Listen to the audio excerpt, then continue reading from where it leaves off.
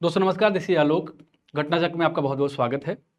आज हम अगले वीडियो की ओर बढ़ रहे हैं। उससे पहले आपको बता दें कि ये रिवीजन बैच का वीडियो है और UP PCS revision batch UP PCS 2025 pre exam पर केंद्रित है, जो परीक्षा 12 अक्टूबर को होने जा रही है। इसमें आपको 7 बुकलेट मिलेंगे, जिसमें से हमारे 3 बुकलेट 4 बुकलेट लगभग तैयार हो चुके हैं। बहुत जल्दी आपके लिए डिस्पैच कर दिए जाएंगे और इसको आप जो है 2-3 दिन में आप पूरा इसको रिवाइज कर सकते हैं। और इसकी फीस केवल 555 है, 555 है। आप वीडियो में दिए गए लिंक के माध्यम से भी एडमिशन ले सकते हैं। हम पॉलिटी की बातचीत कर रहे हैं और पॉलिटी की बातचीत में हमने अभी तक बातचीत जो की है राष्ट्रपति तक बात की है। हम इस समय यूनियन एग्जीक्यूटिव की चर्चा कर रहे हैं, यानी संघीय कार्यपालिका की चर्चा कर रहे हैं, जिसका जिक्र भारत के संविधान के भाग 5 में मिलता है। कितने में? भाग 5 में मिलता है, कार्यपालिका का जिक्र मिलता है। यहां तक हमने चर्चा की थी, राष्ट्रपति के बारे में बात किया था, राष्ट्रपति कैसे निर्वाचित होता है, कौन कौन से सदन के और कौन कौन से मेंबर इसके निर्वाचन में हिस्सा लेते हैं, इसकी चर्चा की थी। इसके साथ साथ राष्ट्रपति की क्या शक्तियां होती हैं, राष्ट्रपति के क्या अधिकार होते हैं, राष्ट्रपति को उसके पद से कैसे हटाया जा सकता है, इसके बारे में ये सारी चर्चाएं हम पिछले वीडियो में कर चुके हैं। आज राष्ट्रपति के बाद हम उपराष्ट्रपति के बारे में चर्चा करेंगे। उपराष्ट्रपति का जो पद होता है वो बड़ा इंटरेस्टिंग होता है। बड़ा इंटरेस्टिंग इसलिए होता है कि उपराष्ट्रपति एक ऐसा व्यक्ति है जो राज्यसभा का मेंबर ना होने के बावजूद भी उसको चेयर करता है। कई बार एग्जाम में प्रश्न पूछता है कि 2 ऐसे अधिकारियों के नाम बताइए जो अधिकारी सदन के मेंबर ना होने के बावजूद भी सदन की कार्यवाही में भाग ले सकते हैं। और ये 2 जो अधिकारी होते हैं, एक तो होता है महान्यायवादी और दूसरा होता है उपराष्ट्रपति। ये 2 अधिकारी ऐसे होते हैं। अभी आपको पता है कि उपराष्ट्रपति का चुनाव भी हुआ है, जिसमें एनडीए के जो है उम्मीदवार ने जीत दर्ज की है। तो ये एक इंटरेस्टिंग पद है अपने आप में, और उपराष्ट्रपति के संदर्भ में प्रश्न पूछने की संभावना इसलिए बढ़ जाती है क्योंकि इस साल उपराष्ट्रपति का पद बहुत चर्चा में रहा है। अब हम देर नहीं करेंगे और देखेंगे। देखिए, भारत के संविधान का जो आर्टिकल 63 है, इसके हिसाब से क्या है कि भारत का एक उपराष्ट्रपति होगा। और अगर हम राष्ट्रपति के संदर्भ में बात करेंगे तो आर्टिकल 52। चीजें बहुत अच्छे से रिमाइंड करते जाइए। अनुच्छेद 64 के अनुसार उपराष्ट्रपति राज्यसभा का पदेन सभापति होता है, यानी एक्स ऑफिसियो चेयरमैन होता है। भारत के उपराष्ट्रपति का जो चुनाव किया जाता है वो कौन कौन शामिल होता है उसमें लोकसभा प्लस राज्यसभा के सभी मेंबर, चाहे वो मनोनीत हों या निर्वाचित हों, यानी राष्ट्रपति द्वारा जो 12 सदस्यों का मनोनयन किया जाता है वो भी इसमें हिस्सा लेते हैं। राष्ट्रपति के बारे में विधानसभा के सदस्य हिस्सा लेते हैं, विधान परिषद के नहीं। ये चर्चा हम कर चुके हैं। और अनुच्छेद 66(3) के तहत उपराष्ट्रपति पद के लिए योग्यता क्या होनी चाहिए? पहली बात तो भारत का नागरिक हो, इंडियन सिटीजन हो, 35 साल की आयु पूरा कर चुका हो। और राष्ट्रपति के बारे में अगर हम चर्चा करेंगे तो राष्ट्रपति के मामले में भी योग्यता लगभग यही होती है, 35 साल का पद, कम से कम 35 साल उसकी उम्र हो। प्रधानमंत्री के मामले में 25 साल होता है, जो कि लोकसभा का सांसद जो होता है वो प्रधानमंत्री बन सकता है। इसलिए प्रधानमंत्री की आयु के संदर्भ में बिल्कुल भी कंफ्यूज होने की जरूरत नहीं है। प्रधानमंत्री की आयु न्यूनतम हो सकती है 25 साल। और राज्यसभा सदस्य निर्वाचित होने के लिए योग्य हो। इसका मतलब क्या है कि राज्यसभा में जो सदस्य होते हैं, जो एमपीज होते हैं राज्यसभा में, उनकी जो योग्यता होगी वो इसकी योग्यता होगी। अब इसका वेतन कितना होता है? तो वर्तमान में इसका वेतन है 4 लाख। अगर हम प्रेसिडेंट की बात करेंगे, जो वरीयता क्रम में सबसे पहले नंबर पर है, उसका वेतन होता है 5 लाख रुपए। तो ये कुल मिलाकर ये बातचीत है। आगे बढ़ते हैं। अब भारत के उपराष्ट्रपति में सबसे पहले भारत के उपराष्ट्रपति थे, 2 बार लगातार हुए, एस राधाकृष्णन, फिर जाकिर हुसैन साहब आते हैं, बीबी गिरी, फिर गोपाल स्वरूप पाठक, बी.डी. जत्ती, न्यायमूर्ति हिदायतुल्ला, आर वेंकट रमण, शंकर दयाल शर्मा, के.आर. नारायणन, कृष्णकांत, भैरव सिंह शेखावत, हामिद अंसारी 2007 से 17 तक 2 बार रहे, वेंकैया नायडू, जगदीप धनखड़, जो जुलाई 2025 में इन्होंने अपना पद छोड़ा, रेजिग्नेशन किया स्वास्थ्य कारणों से। और उसके बाद ये जो है उपराष्ट्रपति कुल मिलाकर ये है। अब उपराष्ट्रपति के संदर्भ में अगर हम एक और संदर्भ में बात करेंगे, रिमूवल कैसे होता है। तो रिमूवल क्या होगा? सामान्य तौर पर अगर राज्यसभा ये प्रस्ताव पारित कर दे।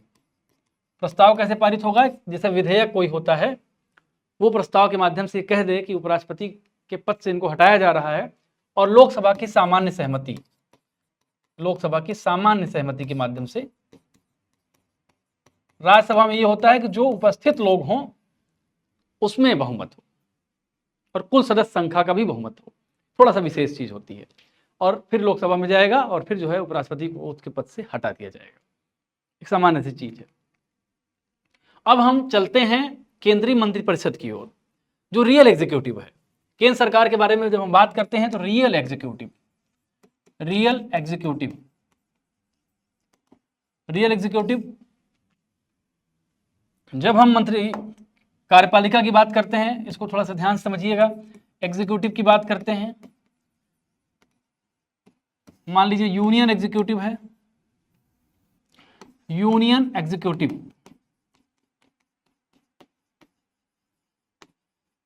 यूनियन एग्जीक्यूटिव की हम बात करते हैं, संघीय कार्यपालिका की हम बात करते हैं, तो संघीय कार्यपालिका में राष्ट्रपति, ये क्या होता है? ये डिज्यूर चीफ होता है, डिज्यूर, इसको संवैधानिक, संवैधानिक कहते हैं, संवैधानिक प्रमुख होता है ये, और डिज्यूर का मतलब होता है नाम मात्र का चीफ, नाम मात्र का। और फिर वास्तविक जो होता है उसको प्रधानमंत्री प्लस उनकी मंत्रिपरिषद, काउंसिल ऑफ मिनिस्टर्स। ये क्या होते हैं? ये डी फैक्टो होते हैं, यानी वास्तविक कार्यपालिका की शक्ति इनके अंदर होती है। वास्तविक कार्यपालिका किसके अंदर होती है? इनके अंदर होती है, और इसको डी फैक्टो कहा जाता है। यानी असली जो शक्ति होती है वो इनके आधार पर ही होती है, क्योंकि ये भारत के संविधान में साफ तौर पर उल्लिखित है कि मंत्रिपरिषद और प्रधानमंत्री की सलाह मानना राष्ट्रपति का दायित्व है। भले ये कहा जाता है कि संवैधानिक तौर पर राष्ट्रपति कार्यपालिकी शक्तियों का इस्तेमाल अपने सहायक अधिकारियों द्वारा करेगा, लेकिन ये सहायक अधिकारी जो प्रधानमंत्री या मंत्रिपरिषद होती है, इसकी सलाह पर ही सारा काम होता है। जब आप संसदीय लोकतंत्र की बात करेंगे, संसदीय लोकतंत्र, संसदीय शासन प्रणाली जिसे कहा जाता है, संसदीय शासन प्रणाली की बात करेंगे, चाहे आप ब्रिटेन की बात कर लें, भारत की बात कर लें, या जिस भी देश में संसदीय शासन प्रणाली है वहां की बात कर लें, तो वहां पे यही सिस्टम होता है कि पीएम और काउंसिल ऑफ मिनिस्टर्स की एडवाइस पर राष्ट्रपति काम करता है। राष्ट्रपति इनकी एडवाइस सामान्य परिस्थितियों में मना नहीं कर सकता है। अगर विश्वास मत इनको लोकसभा में प्राप्त है, आर्टिकल 76 आप देखिए, आर्टिकल 75 आप देखिए, आर्टिकल 78 देखिए, जिसमें प्रधानमंत्री राष्ट्रपति को इंफॉर्मेशन देता है कि वो क्या एग्जीक्यूटिव वर्क कर रहा है। लेकिन इन सारी चीजों का जो मूल है वो एक शब्द पट्टिका है, जिस शब्द को कहते हैं एडवाइस। लेकिन ये एडवाइस ऐसी एडवाइस नहीं है कि आपने किसी को ऐसे ही दे दी भाई कि ये काम कर लो और उसने मना कर दिया नहीं करेंगे। एक एडवाइस जैसी चीज मिलती है आर्टिकल 143 में भी, जिसमें सर्वोच्च न्यायालय एडवाइस करता है। जब राष्ट्रपति सीख करता है एडवाइस सर्वोच्च न्यायालय से कि भाई हमको इस मामले पर एक लीगल एडवाइस दो, लेकिन राष्ट्रपति इस काम को करने के लिए मजबूर नहीं है। अगर सर्वोच्च न्यायालय को एडवाइस दे रहा है तो राष्ट्रपति इस काम को करने के लिए मजबूर नहीं है, वो चाहे कर सकता है, वो चाहे नहीं कर सकता है। लेकिन यहाँ एडवाइस से बात होती है, एडवाइस की बात आती है, प्रधानमंत्री और मंत्रिपरिषद ने अगर ये बात कही तो राष्ट्रपति को वो काम करना पड़ेगा। तो ये मोटी मोटी जो बात है संसदीय लोकतंत्र, संसदीय शासन प्रणाली की एक खासियत है, वो यही होती है जब प्रधानमंत्री या मंत्रिपरिषद कोई बात राष्ट्रपति से कहते हैं तो राष्ट्रपति को वो काम करना होता है। तो मंत्रिपरिषद के संदर्भ में हम चर्चा कर रहे थे। मंत्रिपरिषद, तो केंद्रीय मंत्रिपरिषद में क्या क्या मंत्रिपरिषद जो होती है, देखिए बहुत सारे लोग कई सारे मामलों में कंफ्यूज होते हैं। जैसे एक शब्द है council of ministers, council of ministers एक शब्द है, काउंसिल ऑफ मिनिस्टर्स। दूसरा शब्द है कैबिनेट। इसमें थोड़ा सा कंफ्यूजन दूर कर लीजिए अपने। इसका मतलब होता है मंत्रिपरिषद, मंत्रिपरिषद, और इसका मतलब होता है कैबिनेट को आप कह लीजिए, कैबिनेट को कैबिनेट शब्द से ही जानिए। अब मंत्रिपरिषद का जब हम जिक्र करते हैं तो इसमें क्या क्या आता है, प्रधानमंत्री, कैबिनेट मंत्री, राज्य मंत्री तथा अब नहीं इसकी जगह राज्य मंत्री स्वतंत्र प्रभार शामिल होते हैं। यानी प्रधानमंत्री, कैबिनेट मंत्री, राज्य मंत्री और जो स्वतंत्र प्रभार वाले मंत्री होते हैं ये सब किस में आते हैं, ये मंत्रिपरिषद में आते हैं। यानी मंत्रिपरिषद अगर एक बड़ा समुच्चय है, ये मंत्रिपरिषद का समुच्चय है, तो ये कैबिनेट, पीएम, स्वतंत्र प्रभार वाले और राज्य मंत्री ये सब कैबिनेट के अंदर आ रहे हैं, मंत्रिपरिषद के अंदर आ रहे हैं। यानी मंत्रिपरिषद क्या है, काउंसिल ऑफ मिनिस्टर्स जो होते हैं ये एक बड़ा समुच्चय है, मतलब इन सब का मेल है। कैबिनेट एक छोटा हिस्सा है, जो खास खास कैबिनेट रैंक के मंत्री होते हैं जो कैबिनेट में आते हैं। अनुच्छेद 74(1) क्या कहता है कि राष्ट्रपति को सहायता और सलाह देने के लिए एक मंत्रिपरिषद होगी। सहायता और सलाह देने के लिए एक मंत्रिपरिषद होगी जिसका प्रधान कौन होगा, प्रधानमंत्री होगा। ये 74 है। आर्टिकल क्या है, आर्टिकल 74 याद कर लीजिए। आर्टिकल 74 ये बात कहता है कि राष्ट्रपति को सहायता देने के लिए एक मंत्रिपरिषद होगी और मंत्रिपरिषद का जो चेयर करेगा, मंत्रिपरिषद का जो प्रधान होगा वो प्रधानमंत्री होगा। राष्ट्रपति अपने कृत्यों का प्रयोग जो करता है वो मंत्रिपरिषद की सलाह से ही कार्य करेगा। ये 42वें संविधान संशोधन अधिनियम 1976 द्वारा शामिल है। यानी ये मजबूर कर दिया गया है कि अब मंत्रिपरिषद की सलाह पर, इसकी एडवाइस पर ही राष्ट्रपति काम करेगा। यानी एडवाइस शब्द, और ये एडवाइस शब्द जो होगी वो बाइंड्री है, यानी क्या है, अनिवार्य है, अनिवार्य है करना सामान्य परिस्थितियों में, अगर लोकसभा में उसका विश्वास मत है। ये चीज ध्यान में रखिएगा। अनुच्छेद 75(1) क्या कहता है, प्रधानमंत्री की नियुक्ति करता है कौन, राष्ट्रपति। यानी PM is elected by president and other ministers are appointed by president on the advice of prime minister. यानी पीएम क्या करेगा, पीएम क्या करेगा, वो प्रेसिडेंट को एडवाइस करेगा, प्रेसिडेंट को एडवाइस करेगा भाई कि फला फला मंत्री हमको चाहिए, तो प्रेसिडेंट इस एडवाइस को मानेगा ही मानेगा। यानी दिस एडवाइस इज बाइंडरी। यानी राष्ट्रपति प्रधानमंत्री की नियुक्ति करेगा, लेकिन ऐसे नहीं है कि किसी XYZ की नियुक्ति करते। जब लोकसभा के चुनाव होते हैं, लोकसभा का जो चुनाव होता है, तो राष्ट्रपति को इस बात का भान हो जाता है कि बिगेस्ट जो पार्टी उभर के आती है लोकसभा चुनाव में, या तो किसी एक पार्टी को बहुमत मिल जाए या किसी गठबंधन को बहुमत मिल जाए, या अगर ऐसी स्थिति नहीं पैदा हो रही है तो बिगेस्ट पार्टी को क्या करता है राष्ट्रपति, प्रेसिडेंट बुलाता है कि आइए आप गवर्नमेंट को फॉर्म करिए, गवर्नमेंट को फॉर्म करिए। तो फिर अगर गवर्नमेंट को फॉर्म किया जाता है और बाद में एक चिट्ठी भेजी जाती है कि इतने लोग सहमत हैं, फिर बाद में लोकसभा में विश्वास मत प्राप्त करना होता है। तो ऐसा नहीं कि राष्ट्रपति किसी को भी प्रधानमंत्री नियुक्त कर देगा, बल्कि वो इस बात पर डिपेंड करेगा कि किस पार्टी का बहुमत है, किस पार्टी का बहुमत है कहां पर, लोकसभा में, यानी देश की निचली असेंबली में या निचली विधायिका में, या विधायिका अंग जो होता है निचले सदन में कह लीजिए। अब अनुच्छेद 75(2) के अनुसार मंत्री राष्ट्रपति के प्रसाद पर्यंत अपना पद धारण करते हैं, राष्ट्रपति के प्रसाद पर्यंत अपना पद धारण करते हैं। 75(3) के अनुसार मंत्रिपरिषद लोकसभा के प्रति सामूहिक रूप से उत्तरदायी होती है। सामूहिक रूप से उत्तरदायी का मतलब, अगर किसी भी मंत्री के खिलाफ अगर अविश्वास प्रस्ताव आ गया, किसी भी मंत्री के खिलाफ ये अविश्वास प्रस्ताव आ गया और वो पारित हो गया, तो ये माना जाता है कि संपूर्ण मंत्रिमंडल फेल, संपूर्ण मंत्रिमंडल या काउंसिल ऑफ मिनिस्टर्स फेल, और फिर सरकार का गिरना हो जाता है।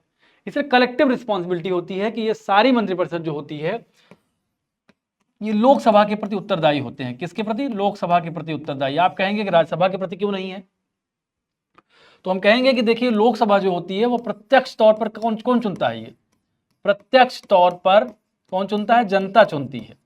प्रत्यक्ष तौर पर इसका चुनाव जनता करती है। और डेमोक्रेटिक किसी भी सेटअप में, लोकतांत्रिक किसी भी स्वरूप में जो सबसे ज्यादा पावर होती है वो जनता के पास होती है। और माना जाता है जब निचले सदन को जनता चुन रही है, जब निचले सदन को जनता चुन रही है, इसका मतलब है कि असली शक्ति लोकसभा के पास है इस मामले में कम से कम।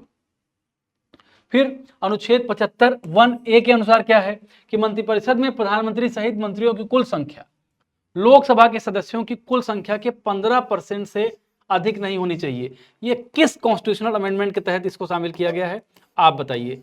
किस संविधान संशोधन द्वारा, कमेंट करके आप बताइएगा, किस संविधान संशोधन में के द्वारा ये चीज शामिल की गई है, ये आप बताइएगा। आगे बढ़ते हैं। अब अगला जो अगली सीरीज है, देखिए ये रिवीजन सीरीज है, तो हमारा ये कोशिश ये रहेगी बहुत तेजी से स्पीड में आपकी चीजें कवर हों, इसलिए कई बार आपको लगेगा कि मैटर अधूरा है, तो ऐसा नहीं है, स्ट्रेटेजिकली अधूरा है। मतलब हमारी कोशिश है कि ज्यादातर वही प्रश्न, वही क्वेश्चंस, वही कंटेंट आपके समक्ष डिलीवर हों जो एग्जाम ओरिएंटेड हो, और कम समय में आप उसको कर लो, एकदम समझो ऐसे। अब हम पढ़ेंगे उन अधिकारियों की बातचीत, उन अधिकारियों के बारे में जानेंगे जो भारतीय संविधान में जिनका बहुत महत्वपूर्ण रोल है, और ये ऐसे अधिकारी हैं जो लीगल चीजों के संदर्भ में केंद्र सरकार या राज्य सरकार जहां भी जिस भी अदालत में जाती है उसका पक्ष रखते हैं। साथ में कैग की चर्चा करेंगे, तो बहुत शॉर्ट में आइए देख लेते हैं इसको। से महान्यायवादी क्या होता है, देश का सर्वोच्च विधि अधिकारी होता है, आर्टिकल 76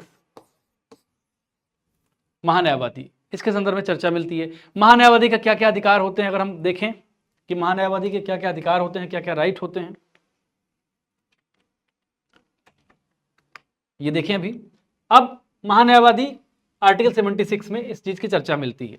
इसी तरह एडवोकेट जनरल जो महाधिवक्ता होता है वो राज्य का होता है। इसमें आर्टिकल 165 के अनुसार प्रत्येक राज्य का राज्यपाल उच्च न्यायालय का न्यायाधीश बनने के लिए अर्हित किसी व्यक्ति को राज्य का महाधिवक्ता नियुक्त करता है। ये महाधिवक्ता के संदर्भ में बात हो रही है।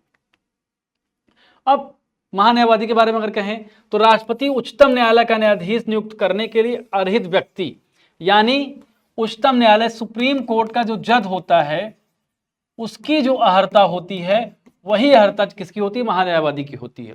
और उच्च न्यायालय का जो जज होता है उसकी जो अहर्ता होती है वही एडवोकेट जनरल का होता है, वह राज्यपाल के प्रसाद पर्यंत। अब महाधिवक्ता जो है, एडवोकेट जनरल जो है, ये जो है राज्यपाल के प्रसाद पर्यंत पद धारण करता है, और महान्यायवादी राष्ट्रपति के प्रसाद पर्यंत अपना पद धारण करता है।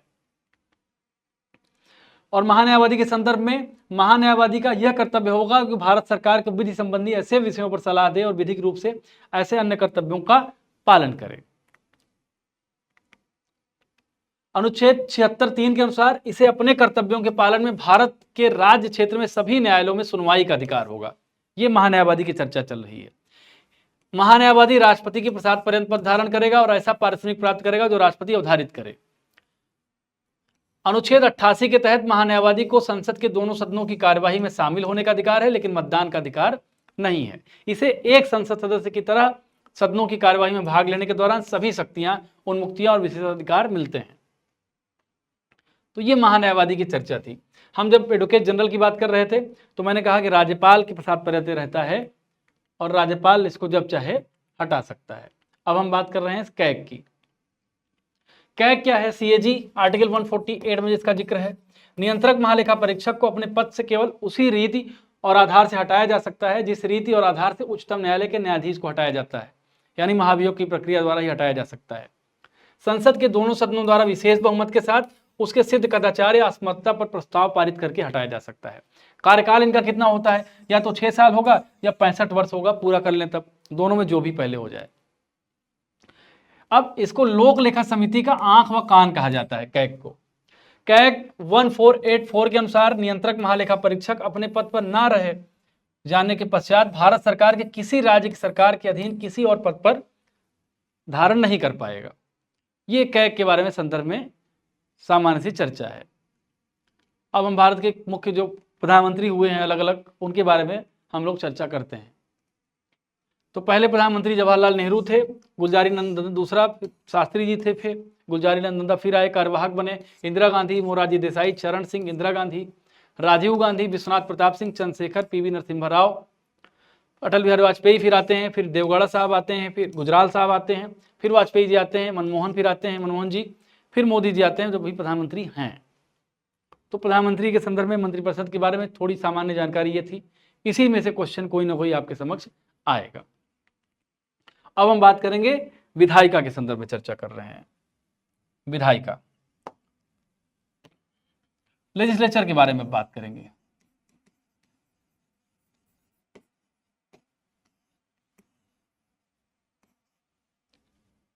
अब विधायिका के बारे में चर्चा करेंगे।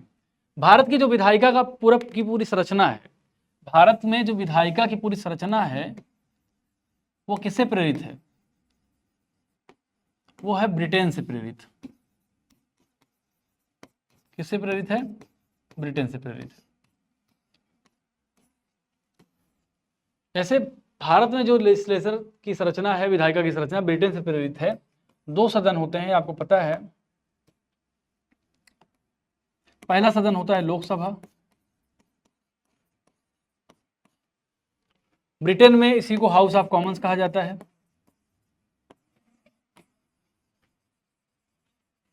कॉमन्स कहा जाता है। दूसरा सदन होता है राज्यसभा। ब्रिटेन में इसको कहा जाता है हाउस ऑफ लॉर्ड्स।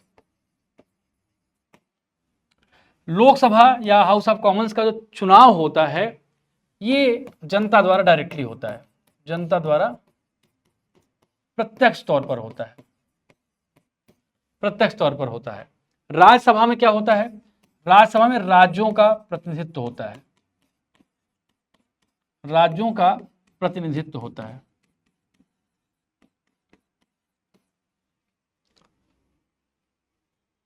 जैसे अमेरिका में 2 सदन हैं, हाउस ऑफ रिप्रेजेंटेटिव है, दूसरा है सीनेट है। सीनेट में वहां क्या होता है कि वहां 50 स्टेट हैं, तो हर स्टेट से 2 मेंबर होते हैं, कुल 100 मेंबर होते हैं सीनेट में।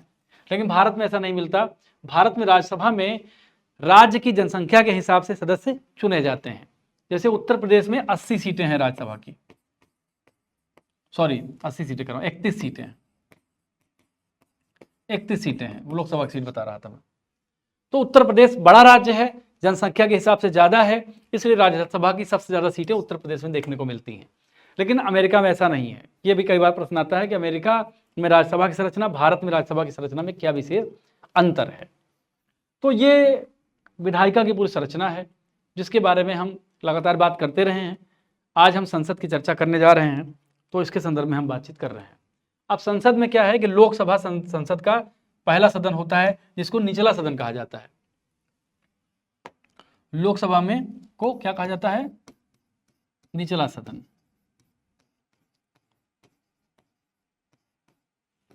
निचला सदन कहा जाता है। अब ये है कहां? ये संविधान के भाग 5 के अध्याय 2 में है। अध्याय 1 में क्या था? अध्याय 1 में कार्यपालिका की बात थी, राष्ट्रपति की बात थी, प्रधानमंत्री वगैरह की चर्चा की, मंत्रिपरिषद की बात थी। अनुच्छेद कहां से कहां तक? 79 से 122 तक है। 122 तक संसद से संबंधित जो प्रावधान मिलते हैं ये याद कर लीजिए। अनुच्छेद 79 से 122 और भाग 5 और अध्याय 2। अनुच्छेद 79 के अनुसार संघ के लिए एक संसद होगी जो राष्ट्रपति और 2 सदनों से मिलकर बनती है। देखिए पार्लियामेंट जो होती है ये आप समझिए, Lok Sabha plus Rajya Sabha plus president. राष्ट्रपति की विशेष चीज है, राष्ट्रपति को कार्यपालिका का हिस्सा भी माना जाता है और विधायिका का हिस्सा भी माना जाता है। क्यों माना जाता है? कि लोकसभा या राज्यसभा से कोई भी बिल पारित होता है, जब तक ये राष्ट्रपति अपनी संस्तुति या एसेंट ना दे तब तक ये बिल एक्ट नहीं बनता है। यानी राष्ट्रपति विधायिका के कार्यों का हिस्सा है। इसी तरह राज्यपाल राज्य में विधायिका के कार्यों का हिस्सा होता है, इसलिए माना जाता है कि राष्ट्रपति भी विधायिका का हिस्सा होता है। जब कहा जाता है, कई बार पीसीएस में प्रश्न आया है कि विधायिका किससे किससे मिलकर बनती है, तो आप इसमें याद रखिए कि दोनों सदन कौन कौन से हैं? लोकसभा, राज्यसभा और प्रेसिडेंट से मिलकर बनती है। यदि राष्ट्रपति की राय में लोकसभा में आंग्ल भारतीय समुदाय का प्रतिनिधित्व पर्याप्त नहीं है तो 331 के तहत 2 सदस्य को नियुक्त करने की व्यवस्था थी। पहले ध्यान रखिए व्यवस्था थी, लेकिन 104th अमेंडमेंट 104 संविधान संशोधन के द्वारा 2019 के द्वारा आंग्ल भारतीय समुदाय के प्रतिनिधित्व से संबंधित व्यवस्था को अनुच्छेद 334 के तहत निर्धारित तिथि अर्थात 25 जनवरी 2020 से आगे नहीं बढ़ाया गया है। यानी एंग्लो इंडियन की जो व्यवस्था थी 2 सदस्य चुनने की, इस व्यवस्था को क्या किया गया है? खत्म कर दिया गया है। पहले था, अब नहीं है।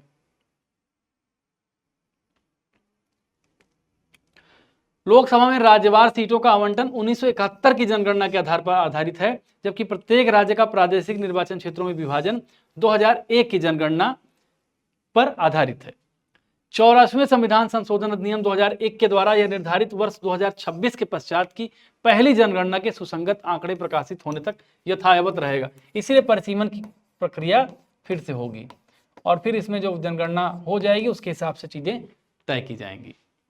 106वें संविधान संशोधन अधिनियम 2023, जिसे प्रधानमंत्री मोदी द्वारा नारी शक्ति वंदन अधिनियम नाम दिया गया है, के माध्यम से लोकसभा, राज्य विधानसभाओं और राष्ट्रीय राजधानी क्षेत्र की विधानसभा में महिलाओं के लिए 1/3 आरक्षण हेतु प्रावधान किए गए हैं। अनुच्छेद 83(2) के अनुसार लोकसभा की अवधि प्रथम अधिवेशन के लिए नियत तारीख से 5 वर्ष तक की होगी। हालांकि राष्ट्रपति 5 वर्ष से पहले भी इसको विघटित कर सकता है अगर मंत्रिपरिषद रिकमेंड कर दे या फिर मंत्रिपरिषद लोकसभा में अपना बहुमत खो दे। आपात की उद्घोषणा प्रवर्तन होने में संसदीय विधि द्वारा लोकसभा की अवधि एक बार में 1 वर्ष तक ही बढ़ाया जा सकता है। आपात की उद्घोषणा के प्रवर्तन में न रह जाने के पश्चात उसका विस्तार किसी भी दशा में 6 माह की अवधि से अधिक नहीं होगा। अब बात करते हैं अनुच्छेद 96 की। इसके तहत जब अध्यक्ष या उपाध्यक्ष को पद से हटाने का कोई संकल्प विचाराधीन हो तो सदन में उपस्थित रहते हुए पीठासीन नहीं होंगे, यानी अध्यक्ष की कुर्सी पर नहीं बैठेंगे। प्रोटेम स्पीकर की चर्चा जब की जाती है, इनका मुख्य काम क्या होता है, ये भी एग्जाम में पूछा गया प्रश्न है। इनका मुख्य काम होता है शपथ दिलवाना। सबसे वरिष्ठ सदस्य, अमूमन आमतौर पर जो संसद के सबसे वरिष्ठतम सदस्य होते हैं, इनको प्रोटेम स्पीकर चुना जाता है। आमतौर पर ये परंपरा है। नवनिर्वाचित सदन में लोकसभा अध्यक्ष के चुनाव से पहले लोकसभा के सामान्यतः सबसे वरिष्ठ सदस्य को चुना जाता है। आर्टिकल 103 के अनुसार लोकसभा या राज्यसभा का कोरम, गणपूर्ति क्या होती है? गणपूर्ति एक शब्द होता है, कोरम कैसे पूरा होगा? बिना कोरम पूरा हुए कोई विधिक कार्यवाही लोकसभा या राज्यसभा में नहीं होती है। ये कोरम होता है 1/10। जैसे मान लीजिए कि 543 सदस्य हैं तो लगभग 55 सदस्य होंगे तब गणपूर्ति पूरी होगी। इसी तरह राज्यसभा में अगर 250 सदस्य हैं तो 25 सदस्य।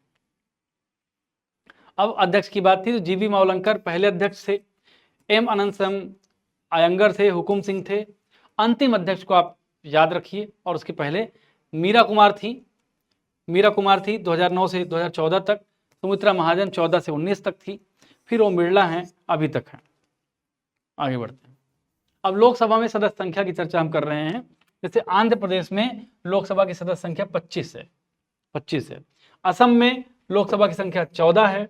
छत्तीसगढ़ में 11, गोवा में 2, हरियाणा में 10, कश्मीर में 5, जम्मू कश्मीर में, कर्नाटक में 28, महाराष्ट्र में 48, मध्य प्रदेश में 29, नागालैंड में 1, पंजाब में 13, राजस्थान में 25, सिक्किम में 1, तेलंगाना में 17, तमिलनाडु में 39, त्रिपुरा में 2, उत्तर प्रदेश में 80, उत्तराखंड में 5, बंगाल में 42। 2-3 को आप याद रख लीजिए। पहले तो 2-3 चीजें आप याद रख लीजिए, 2-3 को याद रहना चाहिए। UP 80, Maharashtra 48, west Bengal 42। ये 2-3 लार्जेस्ट जो स्टेट हैं लोकसभा में, उनको याद रखिए।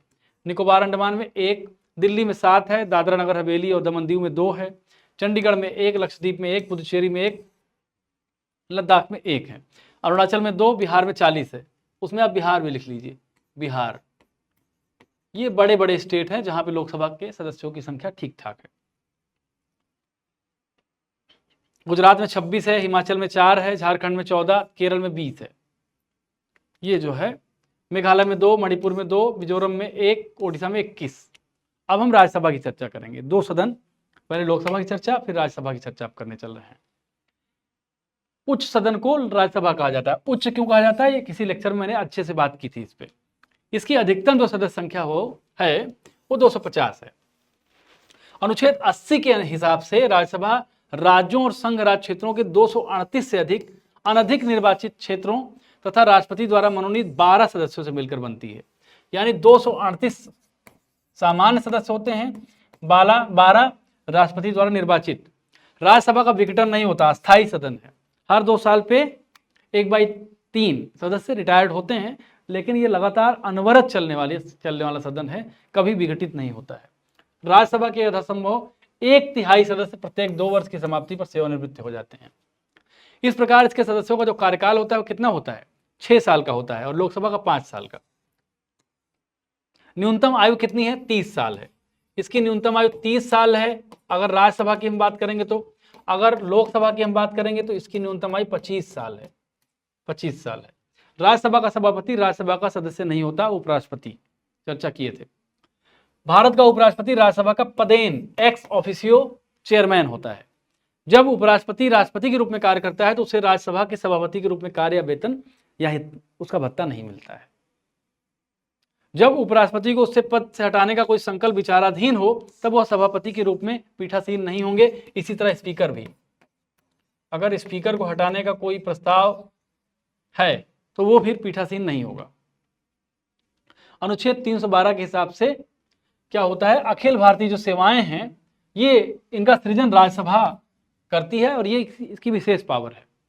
भारत के संघ राज्य क्षेत्रों में से केवल 3 दिल्ली, पुदुचेरी, जम्मू कश्मीर संघ राज्य क्षेत्रों के प्रतिनिधि राज्यसभा में शामिल होते हैं। अब आर्टिकल 250 क्या है, राज्य आपातकाल की स्थिति में संसद को राज्य संसद की सूची में उल्लिखित किसी विषय के संबंध में भारत के संपूर्ण राज्य क्षेत्र या उसके किसी भाग के लिए कानून बनाने की शक्ति होती है, परंतु आपातकाल की समाप्ति के पश्चात 6 माह की अवधि से अधिक यह प्रावधान प्रभावी नहीं रहता है।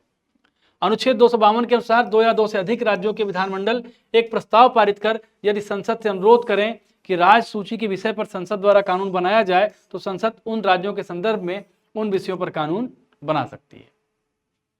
अब सदस्य संख्या देख लीजिए, आंध्रा में 11 है, अरुणाचल में 1, असम में 7, बिहार में 16 है, छत्तीसगढ़ में 5, गोवा में 1, गुजरात में 11, हरियाणा में 5, हिमाचल में 3, जम्मू कश्मीर में 4, झारखंड में 6, कर्नाटक में 12, केरल में 9, मध्य प्रदेश में 11, महाराष्ट्र में 19, मणिपुर में 1, मेघालय 1, मिजोरम 1, नागालैंड 1, दिल्ली 3, ओडिशा 10, पुदुचेरी 1, पंजाब 7, राजस्थान 10,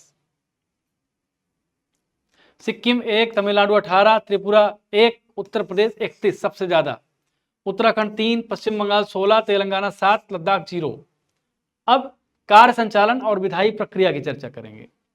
संसद जो होती है उच्चतम विधायी संस्था है, यानी कानून बनाने के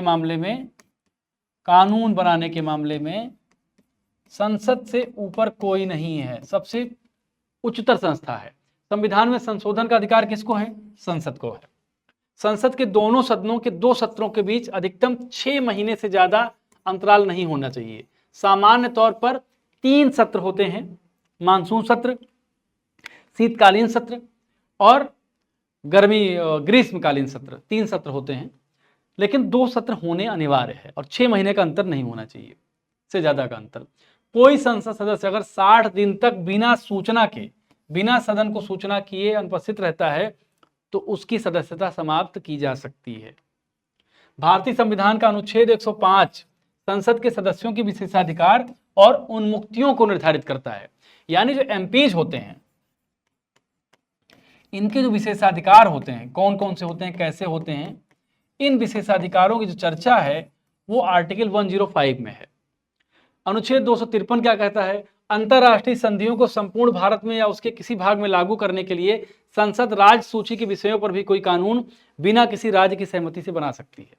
अगर कोई अंतरराष्ट्रीय कोई इंटरनेशनल ट्रीटी हुई है और इस ट्रीटी के माध्यम से कोई राष्ट्र की चीज है, राष्ट्र के संदर्भ में कोई चीज है, तो संसद क्या कर सकती है, अगर वो राज्य सूची का विषय है तब भी कानून बना सकती है। अब शून्यकाल भारत की संसदीय व्यवस्था की देन है, ये कई बार प्रश्न एग्जाम में आया है। शून्यकाल भारत की संसदीय व्यवस्था की देन है। यह अधिकतम 1 घंटे का हो सकता है। कितने घंटे का, 1 घंटे का। लोकसभा में इसका समय प्रश्नकाल के बाद सामान्यतः 12 से 1 बजे के बीच होता है, याद कर लीजिए। अब अनुच्छेद 109 के अनुसार धन विधेयक लोकसभा में पुनः स्थापित किया जाता है, राज्यसभा में नहीं। क्यों? क्योंकि धन विधेयक के संदर्भ में राष्ट्रपति पहले से संस्तुति दिया रहता है। लोकसभा द्वारा पारित धन विधेयक राज्यसभा द्वारा भी पारित मान लिया जाता है यदि उस पर राज्यसभा द्वारा 14 दिन तक कोई कार्यवाही नहीं की जाती है। 108 के अनुसार संसद के दोनों सदनों का संयुक्त अधिवेशन तब आयोजित किया जाता है जब किसी विधेयक, धन विधेयक और अनुच्छेद 368 के तहत संविधान संशोधन विधेयक को छोड़कर पर विचार करने और उसे पारित करने में दोनों सदनों में मतभेद हो। अनुच्छेद 118(4) के अनुसार लोकसभा का अध्यक्ष संसद के दोनों सदनों की संयुक्त बैठक की अध्यक्षता करता है। कोई विधेयक धन विधेयक है नहीं, इसका निर्णय लोकसभा का स्पीकर करता है।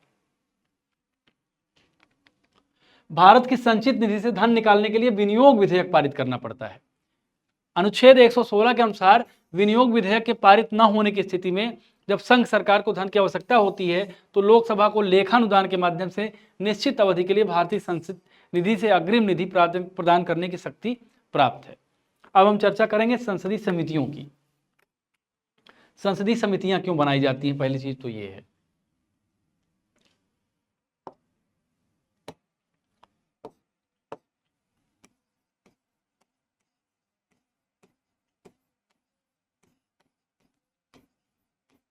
संसदीय समितियां, पार्लियामेंट्री कमेटीज। संसदीय समितियां बनाने का एक मुख्य पहला उद्देश्य ये होता है कि इन समितियों में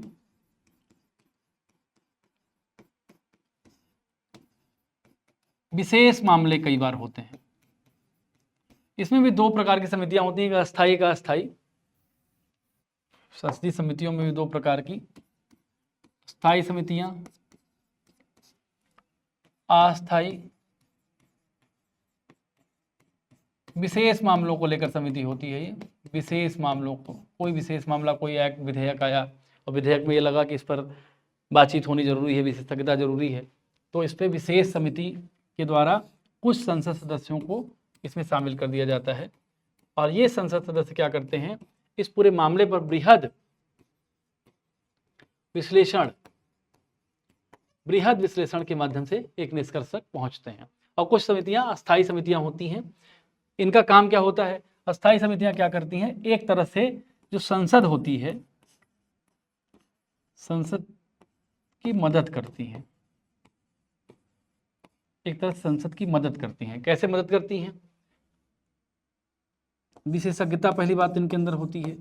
किसी समिति में विशेषज्ञता का ध्यान दिया जाता है, विशेषज्ञता एक बात होती है। संसद की जो संरचना होती है बहुत जटिल होती है, आपको पता है, जटिल होती है। संरचना जो होती है काफी जटिल होती है। इस जटिलता को देखते हुए अलग अलग समितियां होती हैं, जिन अस्थायी समितियों में विशेषज्ञ मेंबर होते हैं, वो डिस्कशन के माध्यम से, चर्चा परिचर्चा के माध्यम से एक निष्कर्ष पहुंचते हैं और संसद के पटल पर रखते हैं। इससे संसद को आसानी होती है, संसद का कई बार सदन समय बचता है और देश की जनता का पैसा भी बचता है। तो ये कुल मिलाकर संसदीय समितियां हैं। और कौन कौन सी हैं और कौन एग्जाम ओरिएंटेड है, इसको देखते हैं। संसद विभिन्न समितियों के माध्यम से अपने कर्तव्यों का निर्वहन करती है, मतलब अपने कर्तव्यों को का पालन करती है। दो मुख्य भागों में है, पहला अस्थायी समितियां हैं और दूसरी तदर्थ समितियां, अस्थायी समितियां हैं। अस्थायी समितियां अस्थायी प्रकृति की होती हैं, जो निरंतरता के आधार पर कार्य करती हैं। इसका गठन प्रत्येक वर्ष अथवा समय समय पर किया जाता है। तदर्थ समितियों की प्रकृति अस्थायी होती है। अस्थायी, जिस उद्देश्य के लिए उसका गठन किया जाता है उसके पूरे होते ही उसका कार्यकाल समाप्त कर दिया जाता है।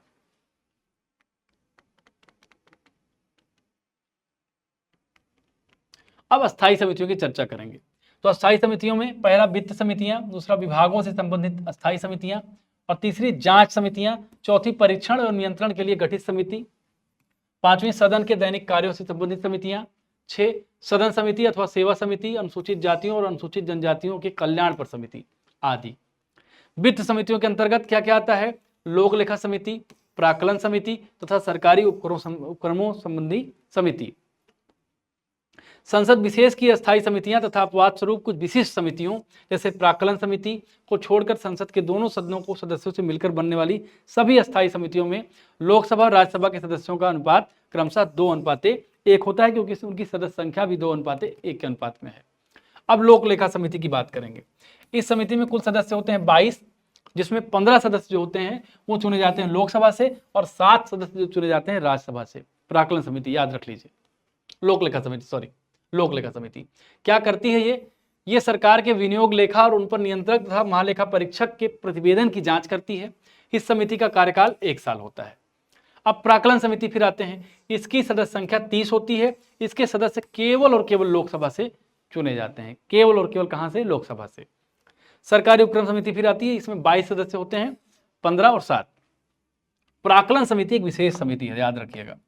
प्राक्कलन समिति, इसको आप हमेशा याद रखिएगा। प्राक्कलन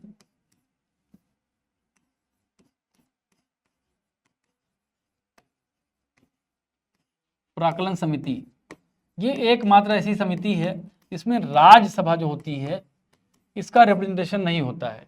ये 30 सदस्य होती है और लोकसभा से ही सारे सदस्य इसमें चुने जाते हैं। अब हम बात कर रहे थे सरकारी उपक्रमों से संबंधी समिति। इसमें क्या होते हैं, 22 सदस्य होते हैं, 15 लोकसभा 7 राज्यसभा से होते हैं। यह समिति सरकारी उपक्रमों के लिए प्रतिवेदन और लेखाओं की क्या करती है, जांच करती है। याचिका समिति के सदस्यों की संख्या लोकसभा में न्यूनतम 15 तथा राज्यसभा में 10 होती है। याचिका समिति है ये। लोक लेखा समिति अपनी रिपोर्ट किसको देती है, लोकसभा के अध्यक्ष को देती है। सामान्यतः लोकसभा से विपक्ष के किसी सदस्य को इसका अध्यक्ष नियुक्त करने की परंपरा है। अब संसदीय अधिनियम है, जो संसदीय अधिनियम कुछ महत्वपूर्ण अधिनियम है उसके बारे में चर्चा करते हैं। जैसे खाद्य मिलावट निवारण अधिनियम 1954 में आया, ये 1 जून 1955 को प्रभावी हुआ। क्रिमिनल राइट्स एक्ट सर्वप्रथम 1871 में अधिनियमित हुआ था। यह अधिनियम 5 अगस्त 2011 से निरस्त कर दिया गया। अनुसूचित जाति और अनुसूचित जनजाति अधिनियम 1989 में आया, भारत में 30 जनवरी 1990 से लागू है। वर्ष 2016 के संशोधन अधिनियम में इसमें किए गए संशोधन 26 जनवरी 2016 से प्रभावी हुए हैं। यह अधिनियम संस्था विभेद के सिद्धांत पर आधारित है। इस अधिनियम के तहत गिरफ्तारी पूर्व जमानत पूर्णतः निषिद्ध है। इस अधिनियम के अंतर्गत किसी भी निर्णय, दंडादेश या आदेश के विरुद्ध उच्च न्यायालय में अपील तथ्यों और विधि दोनों के संबंध में होती है। अब यह है घरेलू हिंसा से महिलाओं का संरक्षण अधिनियम 2005 26 अक्टूबर 2006 से लागू है। हिंदू विवाह अधिनियम 1955 में, हिंदू उत्तराधिकार अधिनियम 1956 में तथा सती निरोध अधिनियम 1987 में लागू हुआ था। सूचना का आरटीआई जो अधिनियम है ये 12 अक्टूबर 2005 से लागू है। सूचना का अधिकार एक विधिक अधिकार है, क्या है, लीगल राइट है। सर्वोच्च न्यायालय ने अपने निर्णय में सूचना का अधिकार को संविधान के अनुच्छेद 19(1) के तहत प्रदत्त भाषण अभिव्यक्ति के मौलिक अधिकार में भी निहित माना है। यह अधिकार 2005 के अनुसार केंद्रीय सूचना आयोग का कार्यकाल मूलतः 5 वर्ष या 65 वर्ष तक होता था। अब बाद में संशोधन किया गया 2019 में। उक्त अधिनियम में लागू किए गए संशोधन के तहत अब मुख्य सूचना आयुक्त और अन्य आयुक्तों का कार्यकाल केंद्र सरकार द्वारा निर्धारित किया जाएगा। यानी इनडायरेक्टली मैं कहूं तो थोड़ा सा कंट्रोल करने की कोशिश के तहत ये अधिनियम लाया गया। केंद्र सरकार द्वारा अक्टूबर 2019 में अधिसूचित सूचना का अधिकार नियम 2019 के तहत इसे 3 वर्ष तक कर दिया गया है। इसके अतिरिक्त केंद्रीय और राज्य स्तरीय मुख्य सूचना आयुक्त और अन्य सूचना आयुक्तों को वही वेतन भत्ता और अन्य सुविधाएं प्राप्त होगी जो केंद्र सरकार निर्धारित करे। अब नमित शर्मा बनाम भारत संघवाद सूचना के अधिकार अधिनियम 2005 से संबंधित है। राष्ट्रीय हरित न्यायाधिकरण एनजीटी 2010 के तहत एक हरित न्यायाधिकरण का गठन किया गया है। पंचायत अधिनियम 1996 का उद्देश्य अनुसूचित क्षेत्रों में स्वशासन स्थापित करना है। राज्य खाद्य आयोग की स्थापना राष्ट्रीय खाद्य सुरक्षा अधिनियम 2013 की धारा 16 के तहत होती है। आपदा प्रबंधन एक्ट को वर्ष 2005 में भारत सरकार द्वारा प्राकृतिक या मानव जनित आपदाओं के कुशल प्रबंधन और इससे जुड़े अन्य मामलों के लिए अधिनियमित किया गया था। अभी हाल ही में इसमें संशोधन किया गया है। अब अगला टॉपिक है जुडिशरी। तो जुडिशरी के संदर्भ में हम कल चर्चा करेंगे। तो आज के लिए इतना ही। आपकी बुक्स बहुत जल्दी डिस्पैच की जा रही हैं, सब आपको मिल जाएंगी। तो आप बने रहिए हमारे बैच के साथ और पीसीएस की तैयारी आपकी अच्छी चलती रहे। इन्हीं शुभकामनाओं के साथ विदा लेते हैं। नमस्कार।